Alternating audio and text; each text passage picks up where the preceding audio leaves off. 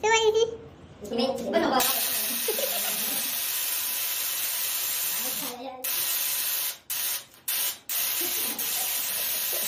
Donc aujourd'hui, on va visiter l'expérimentarium des physiques tout autour et on va commencer par l'entrée. C'est parti.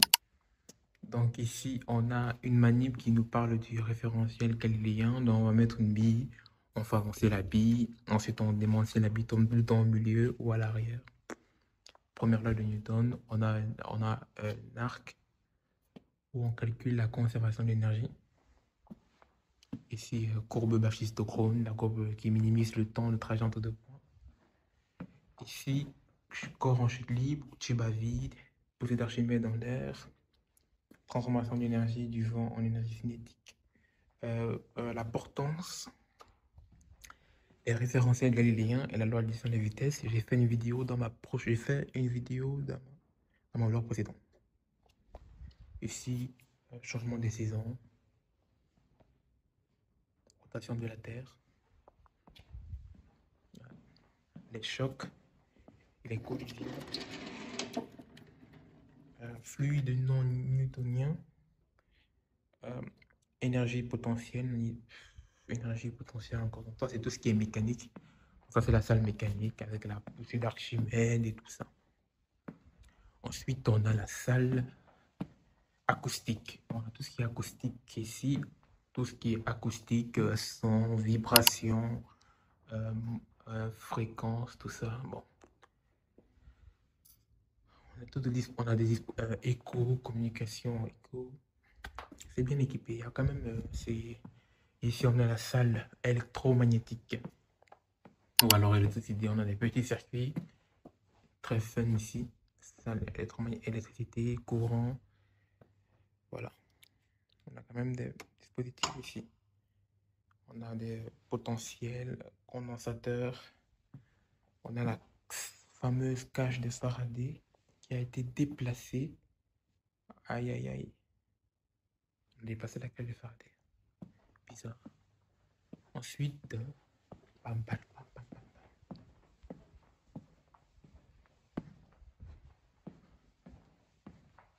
On a la salle électromagnétisme avec la bobine de Tesla.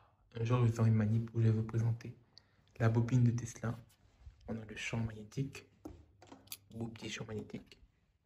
C'est un aimant permanent, un électroaimant, électroaimant, électroaimant, tout un circuit d'électroaimant. Ici, je pense qu'il montre le thermocouple entre la chaleur et l'électricité. Ici, courant de Foucault. Courant de Foucault. Courant de Foucault. Ça, c'est les réseaux avec les transformateurs et tout ça. Transformateurs, réseaux, bobine de Tesla. Ensuite, à la fin, on a la salle optique. En optique, on voit le lien entre les ondes sonores, acoustiques, vibrations, résonantes, fréquences, ondes stationnaires avec son fait les ondes stationnaires. Ici, on a la cuve à ondes, on montre pratiquement tous les phénomènes avec des ondes planes. Ça, c'est vraiment la pièce maîtresse que l'on. On a tout ce qui est laser, machin, truc. Il est le laser. On a le laser, on a la réflexion. On peut voir ici, réflexion totale, dans la lumière peut-être. On peut voir ici des réflexions totales. Les lasers, on fait la même chose ici. On montre les réflexions. Il faut éteindre les réflexions, voir tout ça.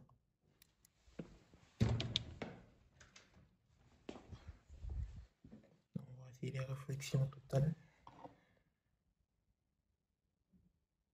Ici, on a une fibre optique. Voilà. Donc, en gros, qu'est-ce qu'on a? On a une salle mécanique, acoustique, électricité, électromagnétisme et optique. On a vraiment tout. La physique, à part la physique moderne sur la mécanique quantique et tout ça, on n'a pas la mécanique quantique. Ma mécanique quantique, ma chère mécanique quantique. Et on n'a pas tout ce qui est physique moderne. Bon. Quand je parle de physique moderne, je parle de physique mécanique quantique, physique des plasmas, tout ça. Mais optique, c'est quand même bien la physique moderne. C'est au-delà même encore de la mécanique quantique, mais on ne va pas l'approche quantique. On reste l'approche classique. On sait qu'on avait une salle cachée, mais on n'a pas de salle cachée. Bon, c'était tout.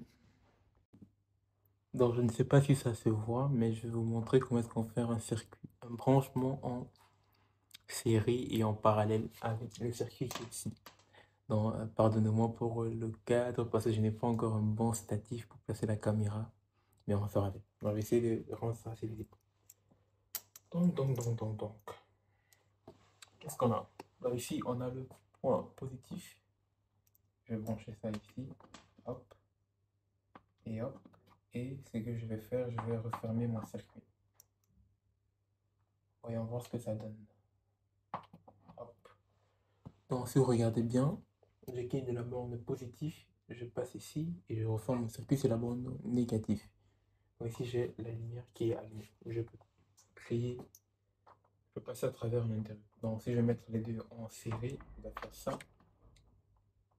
Comme ça. Ça ici. Moi, je ne sais même plus faire un circuit.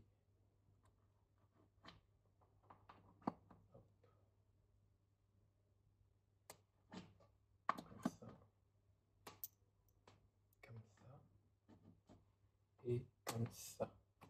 Donc si tu regardes bien dans la vidéo, je fais passer le fil de la bande positive, bande d'entrée, j'entre à gauche de la première lampe, je sors à droite, j'entre en gauche de la deuxième lampe, je sors à droite et je referme mon circuit sur la bande négative. Donc ça c'est simplement un circuit en série. Et si tu observes bien l'intensité des deux lampes, je vais zoomer, tu vas voir que l'intensité des deux lampes est beaucoup plus faible lorsque une lampe est en parallèle, donc est en série. Donc quand je suis une seule lampe, j'ai beaucoup plus d'énergie. Putain, le montage, la façon dont la caméra bouge, c'est incroyable. Donc tu regarde l'intensité d'une seule lampe. Et ensuite, je regarde l'intensité quand je mets deux lampes en série. Donc je pense que tu vas bien voir la différence en intensité. Tu vas voir que l'intensité sera beaucoup plus faible. Ok, je dépose la caméra. Pourquoi l'intensité est beaucoup plus faible? Parce que quand tu as un branchement en série, ce qui va se passer, c'est tu vas déposer une différence de potentiel au bornes des deux lampes. Donc, supposons qu'au départ, tu avais ton générateur génère 10 volts. Je vais prendre des suppositions, hein. Je suis vraiment trop conservatif. Le potentiel, si ils ont la même résistance, bon, c'est deux lampes identiques, tu vas juste dire que, ok, le potentiel va se séparer en deux. Là, tu auras 5 volts et 5 volts. Et du coup, 5 volts génère une intensité beaucoup plus faible. Mais tu auras le même courant qui va passer à travers. Donc, tu auras 5 volts, tu auras 10 volts qui va se séparer en deux. Mais tu auras un courant de, je sais pas, 2 milliampères ou 2 ampères qui passe à travers les lampes. Maintenant, si je vais faire un branchement en parallèle, tu dois séparer le courant en deux. C'est-à-dire qu'en parallèle, je viens avec le courant au début, comme ça, ici. Et à ce point, je vais séparer le courant en deux. Je vais donner le courant ici. Je vais revenir ici. Et je vais revenir ici.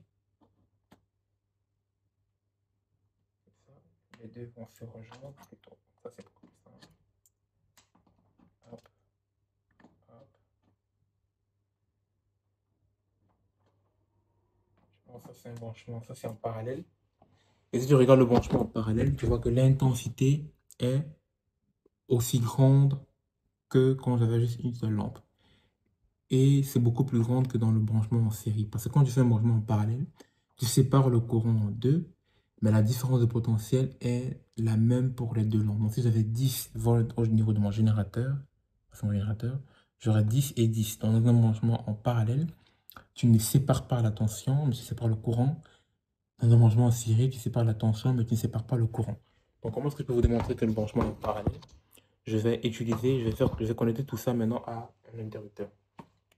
Donc, je ne vais pas passer directement par la source, mais déjà, je refais le branchement en série. En série, genre ici, droite, gauche, droite. gauche, droite. Je passe par l'interrupteur. Je ressors de l'interrupteur. Et j'arrive ici. Tu vois que si j'éteins mon interrupteur ici, les lampes vont s'éteindre, hop, comme ça. Là, tu ne vois plus rien. Si j'allume, les deux lampes vont s'allumer. Maintenant, si je fais un branchement en parallèle, je peux être capable de juste éteindre une lampe avec un interrupteur et rallumer l'autre. Donc, si je fais ça, donc ici, je vais pas passer par ça. Je vais arriver ici. Lui, il va se séparer. Ici. On porte un câble pour connecter comme ça. Hop. Lui, il va venir ici. Et il vient ici. Hop. Donc, je reviens un peu. Ce que je fais ici, c'est ce qu'on appelle un branchement en parallèle. Donc, en parallèle, pourquoi le courant arrive à ce point? Il va se séparer en deux, passer par la première lampe, par la deuxième lampe. Et la première lampe va se connecter à l'interrupteur. La deuxième lampe va se retrouver à la sortie de l'interrupteur. Il n'est pas connecté directement à l'interrupteur. Et à la fin, ils vont se reconnecter pour aller au moins. Donc, ça veut dire quoi? Ça veut dire que cet interrupteur contrôle uniquement cette lampe. Si j'éteins cet interrupteur, tu vois clairement que je n'éteins qu'une seule lampe. Et la deuxième lampe reste allumée. Et si j'allume l'interrupteur, cette lampe est tout le temps allumée. Donc, cette lampe n'est pas connectée à un interrupteur. Mais si je veux, je peux connecter cette lampe à un interrupteur. Donc, plutôt que de me... ouais, ça va être compliqué parce que je dois reprendre la sortie ici. Je dois la faire passer ici. Je dois reprendre sa sortie à elle. C'est chaud hein, de faire un truc comme ça. Attendez. Je dépose la caméra. Là, ça devient compliqué. Je vais faire maintenant un branchement en série. Non, en parallèle toujours, mais chaque lampe aura son propre interrupteur. Après, ça serait bien si je fais un petit recap de tout le bordel que j'ai fait. Hop. Les deux vont se rejoindre ici. Hop là. Et à la fin. Voilà. Donc, ça, c'est un branchement toujours en parallèle où cette lampe est contrôlée par ça et la deuxième par ça. Donc, tu vois que si j'éteins ça, j'éteins uniquement la première. Et si j'éteins ça, j'éteins la deuxième lampe. Si j'allume les deux, bah, j'allume les deux. Donc, ça, c'est un branchement en parallèle. Parallèle, pourquoi? Ici, je sépare le courant en deux. Première lampe, deuxième lampe. La première passe par l'interrupteur et ressort. La deuxième passe par l'interrupteur qui est ici et ressort. Ensuite, je reconnecte les deux. Et les deux partent à l'abandonnement. Ça, c'est un branchement en parallèle. Branchement en série, il est déjà fait. Voilà, donc c'est comme ça qu'on fait un branchement à la maison. C'était Dibril et c'était un tuto sur les branchements en série et en parallèle. Salut!